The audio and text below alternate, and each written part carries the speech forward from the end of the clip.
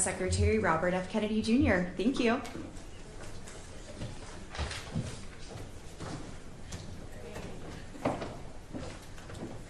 Good morning, everybody, and thank you for joining us today. Every dollar that the federal government allows to be lost to fraud, waste, and abuse is a dollar stolen from American patients and from the American taxpayer. And that's money that should be going to legitimate health care.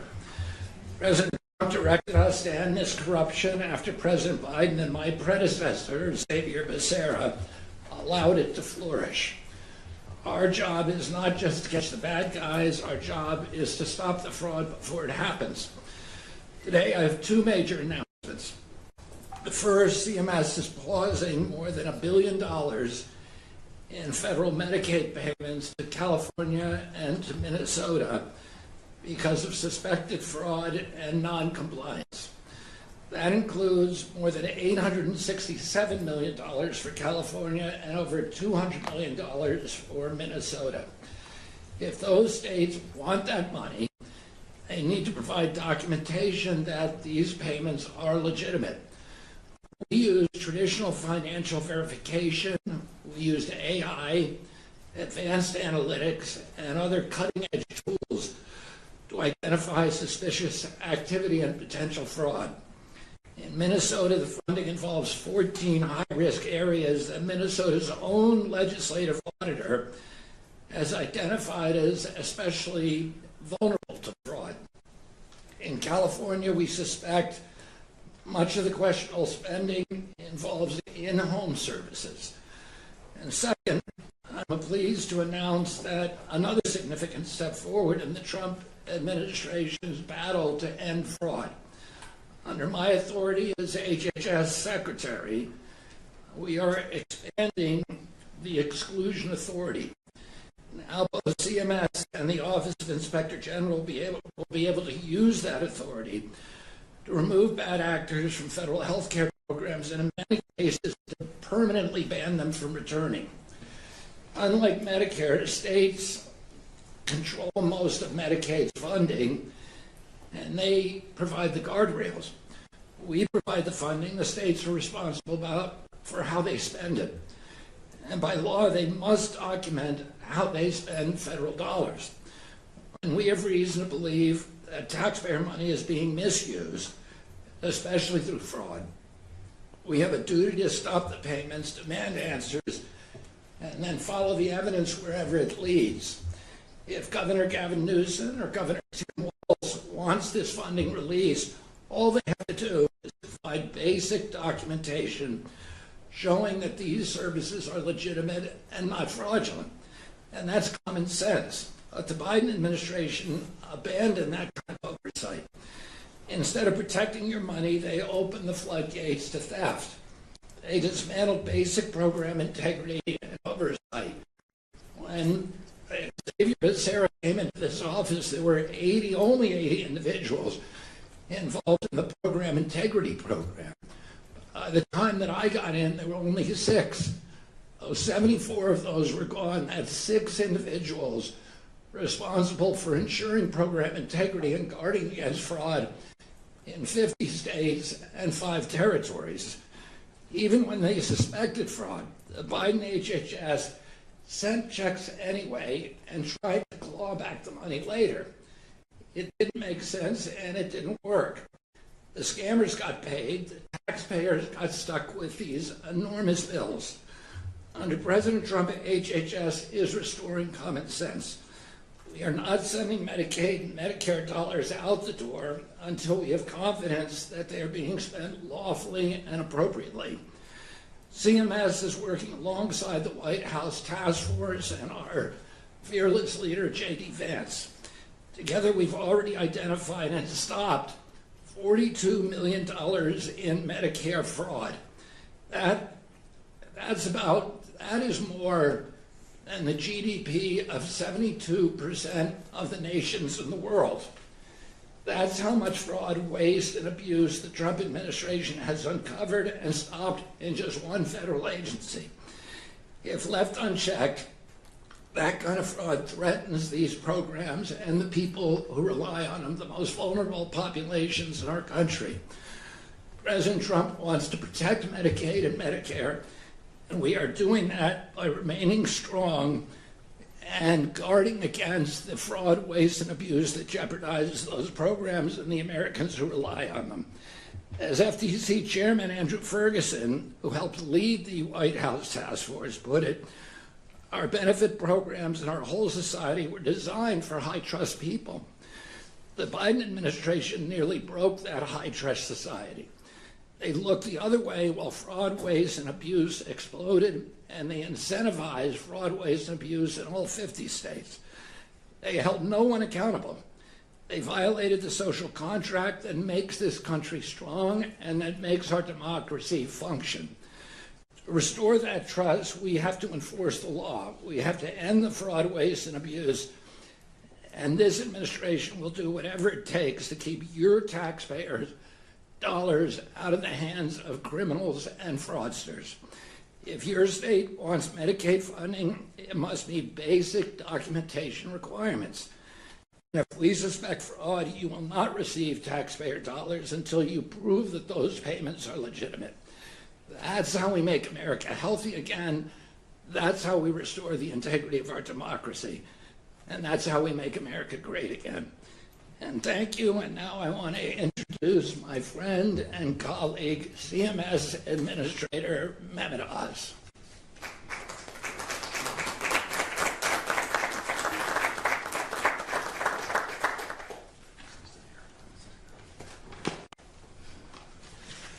As a physician, I'll tell you that if you stand for long periods of time, you'll get varicose veins more likely. So there are a few seats here, for many of them back who are standing. I'm gratified by the large number of individuals that came. We do have seats if you wish to sit. Secretary Kennedy, thank you for allowing us to crush fraud. It's one of the OKRs that Kim Brandt will speak later, designed early in this administration to make sure that we would tackle these challenges. I also thank the Secretary for delegating exclusion authority to CMS. We will use it judiciously, learning from March Bell and other allies who have already been afforded that ability, that delegation. I also want to thank the President, which we're speaking about today. The people behind me are that all-of-government approach. They use all levers of government to be able to make sure we protect those on Medicare and Medicaid programs. We're making massive headway, as Secretary Kennedy outlined. We're protecting American taxpayers, American patients, and the outrage, the anger that America feels crosses party lines on this issue. It's very, very difficult for anyone on the political spectrum to think it makes sense to throw money away, especially since we think there are foreign multinational organizations involved in some of this weaponized fraud. In coordination with HHS, obviously, OIG, the DOJ, the White House Fraud Task Force, most importantly, in this case, the states, we have an ability to prevent $100 billion going out the door. The number that Secretary Kennedy outlined that the CPI group has already stopped to $42 billion is a stunningly high number, but it shows the amount of success we've had. Let me introduce some people behind me. You heard his quote earlier, runs the White House Anti-Fraud Task Force. Scott Brady on that team as well. Justin Leader-Lewis, White House Task Force, also joining us and will speak later. March Bell from OIG, Dan Brillman, Rory Howe, Kim Brandt, Janine Ilugo, and Steve Farina are all parts of the CPI entity that has been so effective in cleaning up the mess that we inherited a year and a half ago. Today, we are calling on two states, because this is a partnership. We need states involved. But there are two states in particular today that we have concerns about, California and Minnesota. We want them to come alongside us, federal partners, to ensure that Medicaid dollars go to the services that are required by real people with real problems getting real care. All those have to fit together. We have uncovered, unfortunately, already, in the last 18 months, billions of dollars that have been stolen from the American people, taxpayers, and from patients who often have lost their health, their lives in these scandals. And those have only been used, those funds, to pad the pockets of criminals. No mas, no more. It stops. Every quarter for years, CMS has asked states to show us the receipts for their expenditures. In this administration, we took it to another level. We asked them to focus on targeted high-risk services, services that are often provided by your family, often provided by unlicensed individuals in unsupervised settings, doing things that we couldn't tell if they were actually happening. Those services, because they're high risk, demand that we're more thoughtful, more insightful about how we audit them and decide that they're legitimate or not. These are the areas where the data tells us that there is fraud and waste, and they're likely to occur. They do occur, and we're identifying it with unfortunate ease in the system. When there are signature and significant outliers, patterns that we've identified, anomalies that seem to happen again and again and again, federal law mandates, requires us to pause that funding so that the states fix the problems. That is the story behind today's announcements. In Minnesota and California, our reviews are going back just over the last few years, turned up the same recurring theme again and again, every single quarter, claims in these same high-risk categories that the states have not yet been able to document fully and acceptably to the federal government, claims that are unresolved, and claims that smell like fraud. And if it smells like fraud, we're not paying for it anymore. Today we are deferring over $1 billion in federal Medicaid dollars, $1 billion to Minnesota and California until they can substantiate their claims from this past quarter of audits. Here's the breakdown for each state. I want to give you the details. You may have questions on it later on, but I want you to have all the data in one spot. In Minnesota, we're talking about 14 high-risk programs, high-risk service categories like personal care and home-based services. Again, often these are services that your family would typically have provided for you, that the federal government has started to fund, but unfortunately it can be abused. Roughly $413 million in claims were under review this quarter. That was the total in Minnesota. Of that, $3 million, a little over that, is tied to specific documentation gaps. As an example of a documentation gap is charging us for care you provided to a deceased person. We're not going to pay for health care for dead people. And over $3 million in Minnesota. You'll see the numbers in California in a second. And billing for Medicare, or rather Medicaid beneficiaries or providers who are deceased is a red flag to us that you're not doing your homework well. Another portion, over $42 million, comes from claims tied to nearly 870 providers that we flagged through fraud detection analytics. We identify people has been of a character that historically defrauded the government. We don't trust them, and when we see bills from them, we scrutinize them more aggressively. However, the largest part of today's deferral comes from something that's new this quarter, not something worth paying attention to. Minnesota, all 50 states, but Minnesota in particular, was asked to audit all the people providing services in these high-risk areas. And Minnesota itself disenrolled roughly 3,000 providers. 3,000 providers who historically could send bills willy-nilly and be fine. They themselves have disenrolled them for failed background checks, failed site visits, and other issues. This raises questions about the claims tied to these same providers in the quarter before they were removed. Again, Minnesota removed the providers. We look back to see how much they billed us last quarter, and unfortunately, it was a lot. It's a big part. It's the majority of the $199 million that we're deferring from Minnesota today. Now let's go to California. This is the focus in California. It's called In-Home Supportive Services, IHSS. Again, going to someone's home, providing them care that oftentimes their families would have offered. This provides care for seniors and for people with disabilities so they can remain safely in their own homes. Done correctly, these programs could make sense. Over the past 2 federal fiscal years, California's spending in this program, this is a critical statistic, comparing state to state. California's spending in these in-home programs went up 24%. The rest of the country's average is about 12%. So California increased spending at twice the rate of the average of the rest of the entire nation. That doesn't make sense.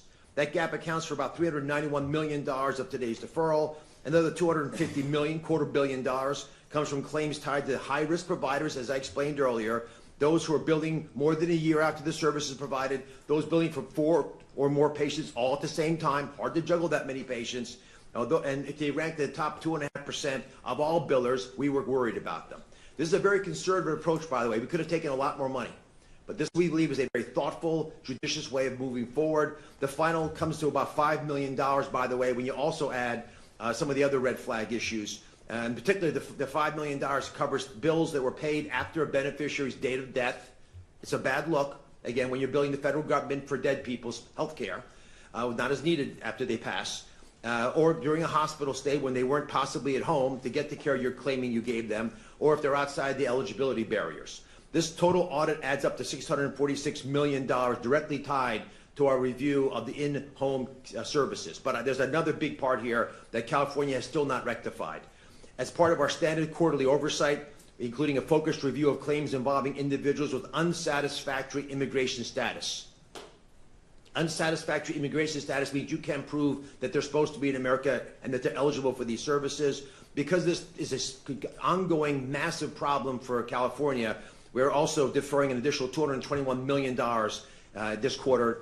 Dan Brillman will speak more specifically about these. But altogether, $867 million deferred from California today. Added together, it's over $1 billion. California and Minnesota, the states and CMS have a stake in getting this right, protecting our most vulnerable. That's why, as a whole of government approach, it takes vigilance on both sides. We are committed to supporting this program, to cleaning up the fraud in healthcare. We need states to be true partners, coming up and working with us to fix these problems, to protect the American people. Someone speaks to this more powerfully than anyone I know. Dan Brillman, who built a very large business outside of government, gave it all up to come into government, is in charge of CMCS, which is Medicaid and CHIP and other services. And he's done a lot of the heavy lifting to work through this deferral process together with Rory and Stephen, who are standing over here to my left. Dan Brillman. Thank you, Dr. Oz. Secretary Kennedy, let me start with something that's incredibly important. First, everything we do begins with data. This is data-driven analysis. These are anomalies. These are outliers.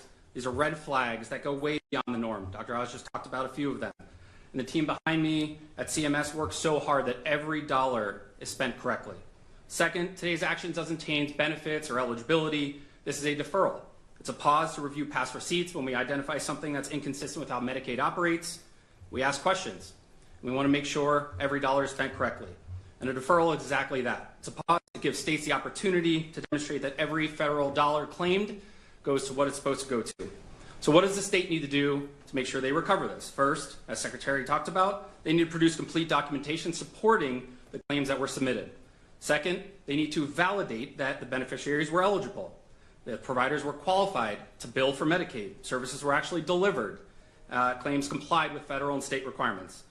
And third, most importantly, this team behind here of experts from the task force as well, when states identify problems, they need to take action. They need to go after improper payments. They need to terminate and suspend providers. They need to strengthen program integrity controls.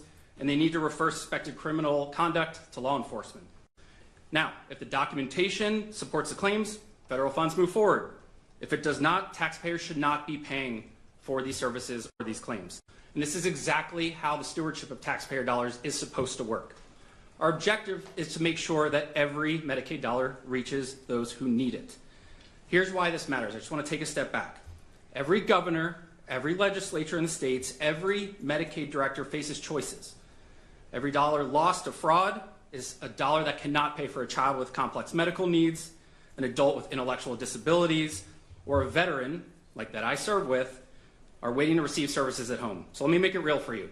Right now, there are hundreds of thousands of Medicaid beneficiaries waiting on what we call home and community-based services wait lists.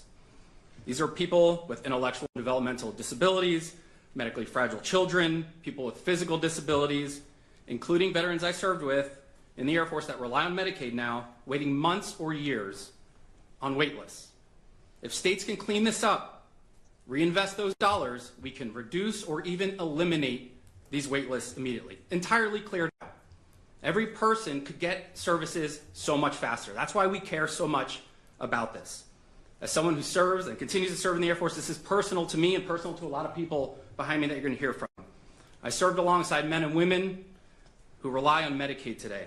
They deserve to know that every dollar that we spend goes towards them and not fraudsters, waste, and abuse. I'll turn it over to my esteemed colleague, Andrew Ferguson, now. Thank you.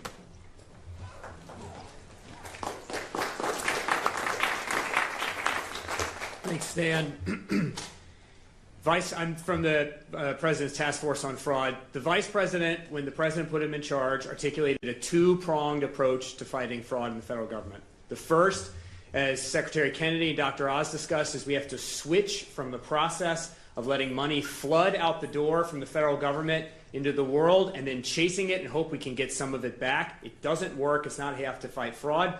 The way you stop fraud is you prevent the money from walking out the door. We've heard a lot about what CMS has done just in the last couple weeks to make sure that every single dollar is accounted for, that the money that American people have turned over to the federal government, that they earned, their money that they turned over to the federal government in an act of generosity to help their fellow citizens, is actually going to help their fellow citizens. The second prong that we talk about is making sure that people who commit fraud go to jail.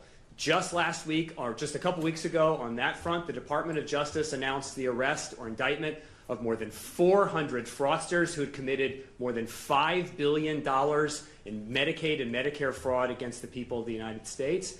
The results on the enforcement front have been massive. Just 2 months ago, Director Kash Patel at the FBI, at the instruction of the Vice President, created the top 10 fraudsters most wanted list. And just since its creation, we have extradited 3 of the top 10 from foreign countries, from Turkey, from Somalia, from the Philippines. Just put that in context. 4 years ago, the FBI under the previous administration was arresting grandmothers for praying rosaries outside of abortion clinics. And today, the FBI is chasing fraudsters who have bilked billions of dollars from American citizens to every corner of the world and bringing them back here to face justice at the hands of the people that they have hurt.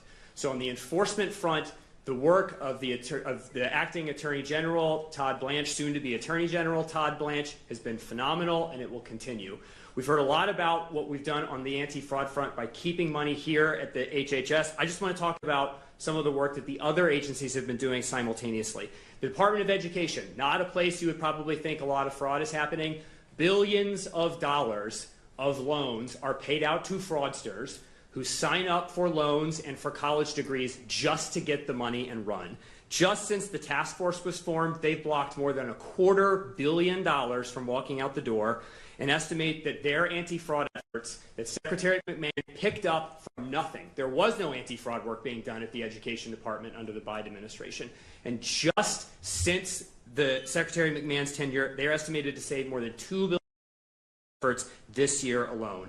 At HUD, the Secretary Turner, again, picking up an agency that had no meaningful anti-fraud work going, stopped money from going to the Los Angeles Housing Authority, which was being used not to fund work on homelessness in California, but was being used to fund left-wing NGOs. They are now cut off from receiving any more federal funds. And just yesterday, HUD announced that the Virgin Islands Housing Authority, which has received hundreds of millions of dollars to rebuild the islands after hurricanes, and was not using that money to rebuild the islands after hurricanes, has also been suspended from receiving federal funds on the same ground, that the money is not being used for the purposes that American citizens are turning it over to these governments to use. Similarly, at the Small Business Administration, Secretary Loeffler's team has identified more than $123 billion in fraudulent SBA loans just this year alone, and is on track to stop nearly $1.5 billion and claw it back in this year. And the Department of Labor, our unemployment insurance program, is critically important for Americans who are experiencing hard times, has uncovered $5.3 billion in fraud, and thanks to the work of Acting Secretary Sonderling and Inspector General Disposito, is working hard every day to recover those funds and get them back into the hands of the American taxpayers from whom they were taken. We've heard a lot about big numbers today, and they're really important, but I want to pick up on something that Mr. Brillman just talked about, which is more important than just the numbers. This fraud doesn't just hurt all taxpayers. It does. CMS alone pays out $2 trillion of money that American citizens turn over to HHS to help their families and friends and neighbors in need. That's more than the GDP of almost every other country on the planet that HHS pays out every year alone. But this isn't just about money taken from our pockets. This money, like Mr. Brillman was explaining, that should be going to people who actually need it, go to enrich the worst people in our society. When we were in Minnesota just a couple months ago, we were explaining to the press that an anti-homelessness program in Minnesota that was designed to protect many veterans from homelessness was shut down because it was so inundated with fraud, Minnesota couldn't even afford to keep it going. And we're going to hear later this morning about skin substitutes. We talked about those a couple weeks ago. But these aren't just this isn't just money that HHS was paying out to fraudsters. These were procedures being performed on people, surgeries being performed on people who didn't need it so that doctors could pocket the money. Stopping the fraud doesn't just protect the fisc. It protects real people from real injury, and it makes sure that American citizens who are entitled to this money, that all of us have given our money up to help, actually get the money. And the second issue that Secretary Kennedy just talked about that is so important for this anti-fraud effort is restoring social trust. All of these benefit programs are not designed to make sure, naturally, that every single dollar is going where it intended. When these programs were set up, they were set up on the assumption that everyone who participates in these programs, federal bureaucrats, state bureaucrats, and people who are going to apply for the programs are going to play by the rules and that we can trust everyone to do it. And what we have learned is that that's just not true. Our society has disintegrated from the high trust society that it has been, and the only way that we can restore that high trust is to make sure that the money stays in the agencies or goes to people who actually need it, and if you get money fraudulently, you go to jail. And that is what this anti-fraud effort is about. Not just protecting the fisc, it is restoring in America. It is making America great by making sure that the social trust that a self-governing democracy needs to survive can be restored. That is why this effort is so important. And to talk a little bit more about the specifics, I'm going to turn it over to my friend, Jetson Leder-Luis. He's the chief economist for the task force. So many of the great things that the agencies have been able to accomplish, they accomplished by working with Jetson, who's one of the country's leading academic experts on government fraud. Jetson.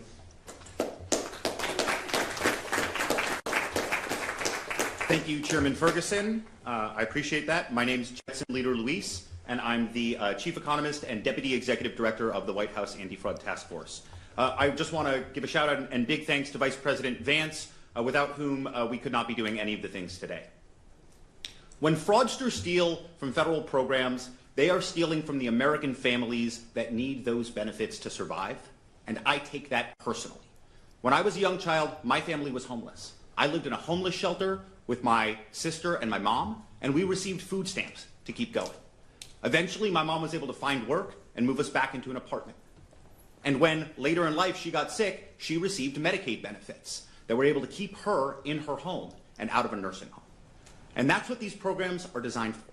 These federal benefit programs are for the American families who need on hard times, like my family, and not to line the pockets of criminals. And so I'm thrilled to announce some great success on this front as well. Back in April, we launched a new approach to Medicaid fraud called the Medicaid Fraud War Room. And this is a combination of effort from CMS, from HSOIG, from the states, and from the task force. And I'm glad to say that in the first 90 days of the Medicaid Fraud War Room, we have we've surpassed over $200 million in prevention. That's real savings for the Medicaid program. And we're doing this using machine learning. That's a form of AI that allows us to analyze the Medicaid claims and then turn off the tap and stop providers from receiving fraudulent funds. This is in contrast, as Secretary Kennedy talked about, to the old model of pay and chase. We are stopping the money before it ever goes out the door. And importantly, this is a scalable way of fighting fraud. We can do this in every federal program. We are doing this in every federal program. And I'm proud to say that we are currently tackling dozens of new Medicaid fraud cases per week using data. And that's ultimately what our task force is about. Our task force is about taking an all-of-government approach and leveraging the very best modern tools in order to protect the federal programs for families that need them. And so I'm thrilled to to introduce my dear colleague Kim Brandt, who will give even more details about Medicare fraud. Thank you, Jetson. What Dan mentioned earlier, $1 billion in Medicaid dollars deferred because the documentation doesn't add up, is what happens when you catch fraud on the back end. It matters, but I want to tell you about what happens when you stop it on the front end, because that is where CMS has been focused, and we are seeing huge results. Last year, CMS stopped $41.9 billion in Medicare programs allowing us to bring back that money to the trust fund, which is a 59% increase over the previous year and the highest return on investment ever recorded at CMS. That's money that will help to extend the life of the trust fund to provide benefits for everyone. 68% of those savings came from cost avoidance, stopping payments before they went out the door, not chasing them afterwards.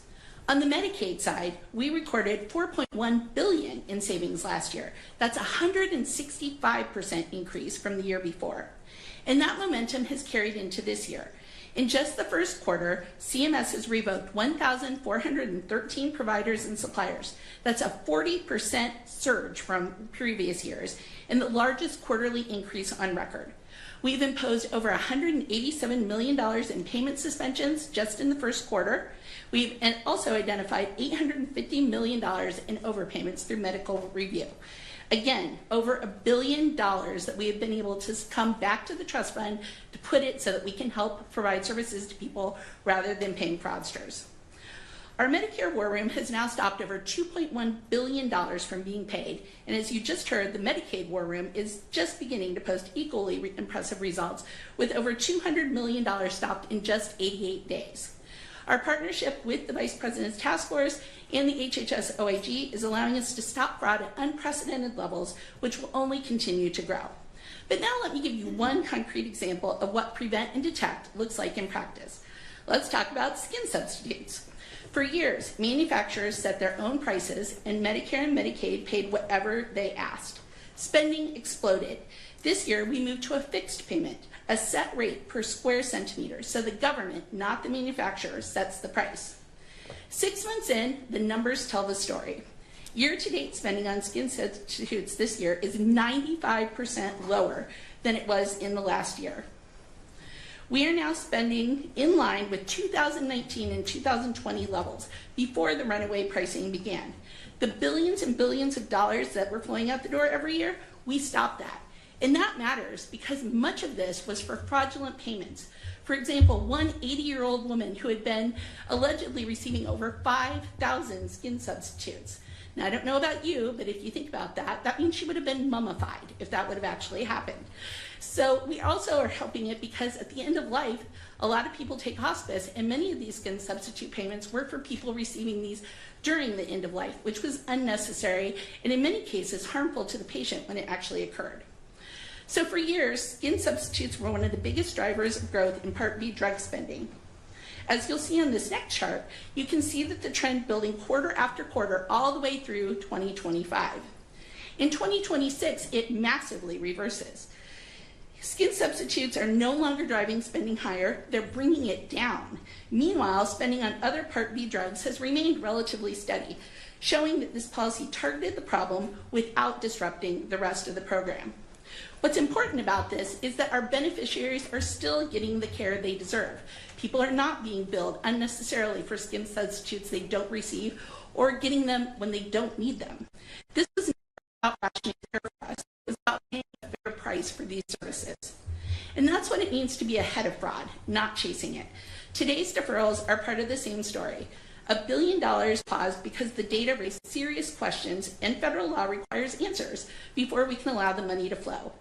The bottom line is we're saving billions, we are protecting beneficiaries, and we are just getting started. And I'll now turn it over to the Inspector General, March Bell.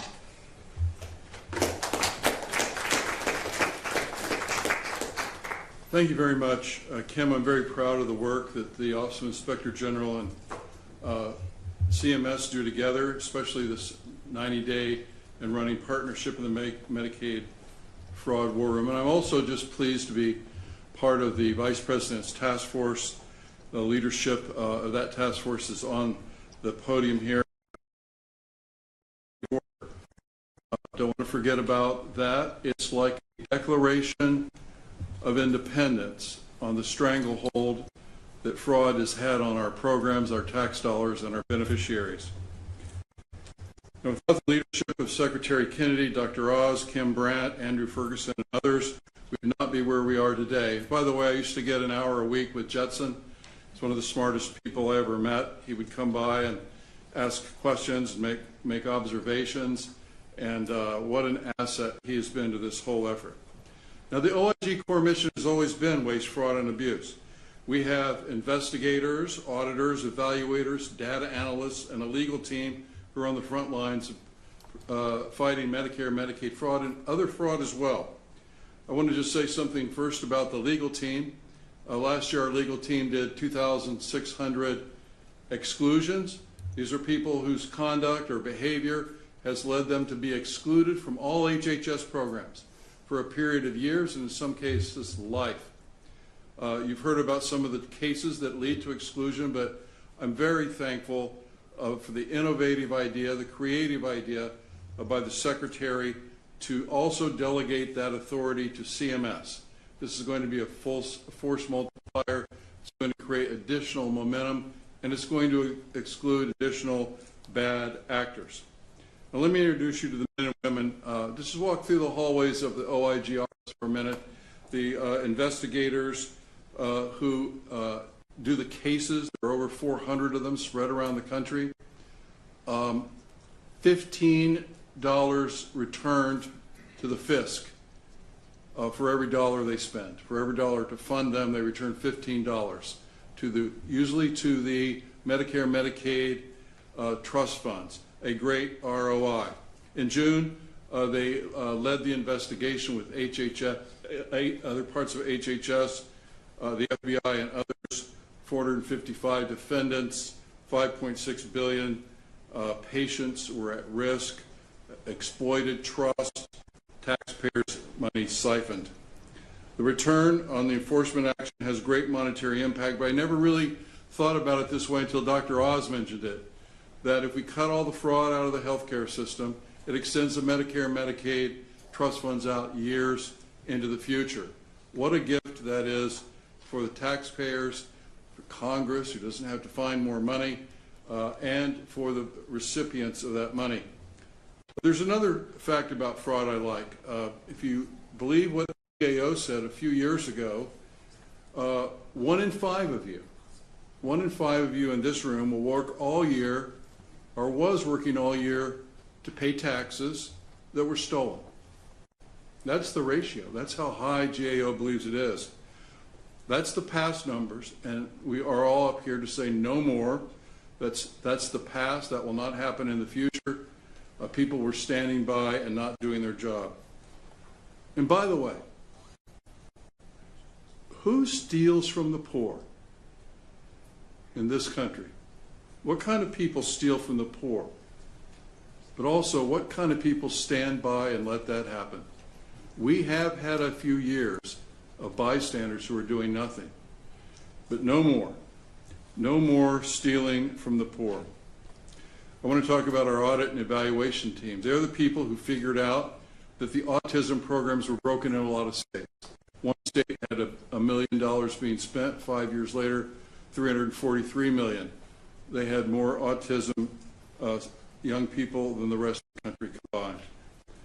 Now, evaluation is on the tip of the spear. Our evaluation team runs something called the MFUCU program, known as the most unfortunate acronym in government. MFUCU are the Medicaid Fraud Control Units. They are 2,400 people around the country, managed by attorneys general, who are supposed to be the tip of the spear at the state level fraud, the Medicaid fraud. Some do a good job and some do not. That's why this year we have an entire new regime that we've worked out. We have an intense audit program. We renew their certification, every one of them, every year. But now the certification comes with suggestions and proposals and demands for improved behavior. And it's not just paper on a memo in an email. I'm having a face-to-face meeting with every Attorney General in the United States, looking them in the eye and saying, here's what we need you to do. Here's what your numbers are. We need you to do more. We need you to do better cases. You're missing these cases. And I'm getting a gentleman's agreement from those attorneys general because they'll be held accountable for that conduct. I just want to say also evaluations and audit did some of the breakthrough work in ORR with the missing children. Again, looking for the fraudsters who came and took children from faraway lands out of facilities run by the federal government who were not the right people to take them away. How'd that happen? Who made decisions? who look the other way. That's the type of work we do. We have 100 data analytics people as well. We work very closely with CMS. You know, there's 6 million transactions a day that come through CMS. And somebody has to write programs and look for anomalies, look for inconsistencies, and that's what they do. I don't really know how they do it, but they're very smart. They write programs to find little things like $11 million in durable medical equipment that was being billed out of a country, another country from far away on a Saturday. They stopped those payments from going out the door. One last case I will mention, just an example of the types of work we do. There's a CEO of a company called Dunn Global, sentenced to prison for orchestrating a $90 million scheme with 37 million Adderall pills. Now, those Adderall pills ended up in some of our children's college environments and elsewhere, high school. She was giving anybody who asked for them Adderall, writing prescriptions. She defrauded the insurers and was on social media promoting Adderall, prescribing to people who probably didn't even know what ADHD was. This type of case highlights the consequences of not doing fraud work. Bad drugs out on the street in the hands of people who have no business handling. As the Secretary said, every dollar we spend, waste, fraud, and abuse has a human face. Some of us have people who are receiving Medicare or Medicaid who've had trouble because of fraudsters. And this group up here says, no more. Thank you very much.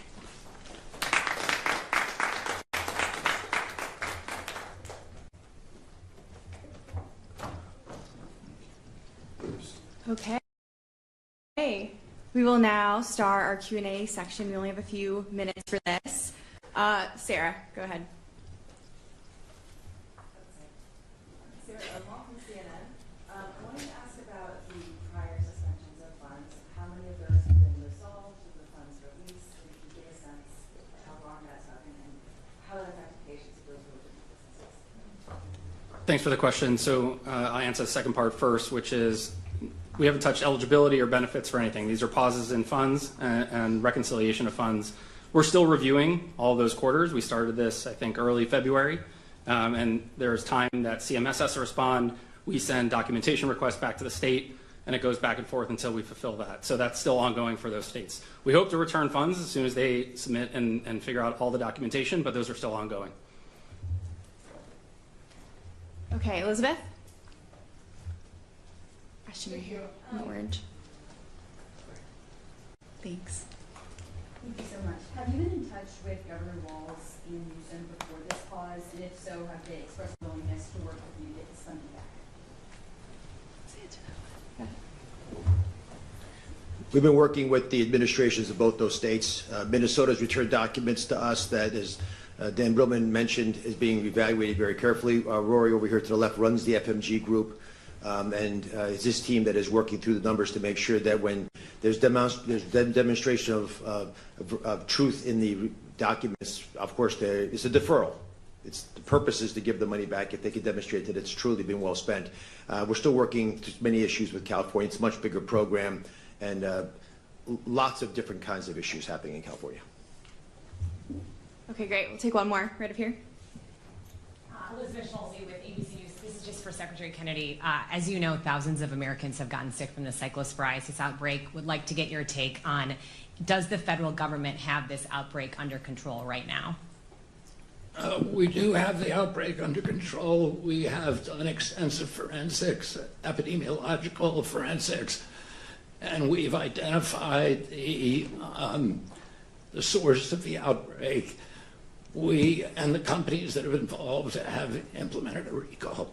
Any response to some of the criticism that the cuts to the federal agencies under your leadership has slowed the response to the outbreak? Those criticisms are invalid. We've had no cuts in our surveillance program.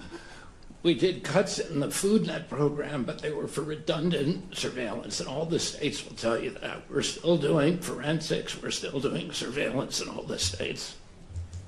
Great. Thank you, everyone. That concludes our press conference. And then everyone on stage, we're going to take a picture in front of the podium here. Just get you all lined up for Amy in the middle.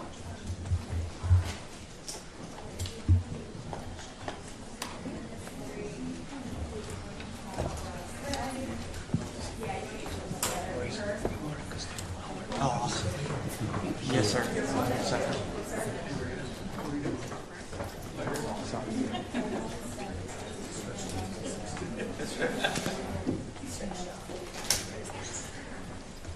Secretary Kennedy, right here, please. Special guests on the count of 3. 1, 2, 3.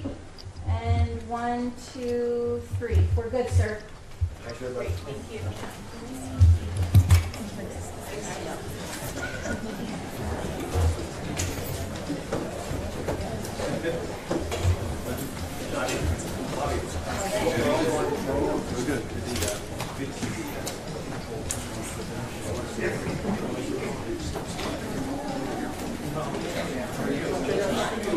Yeah, I love it.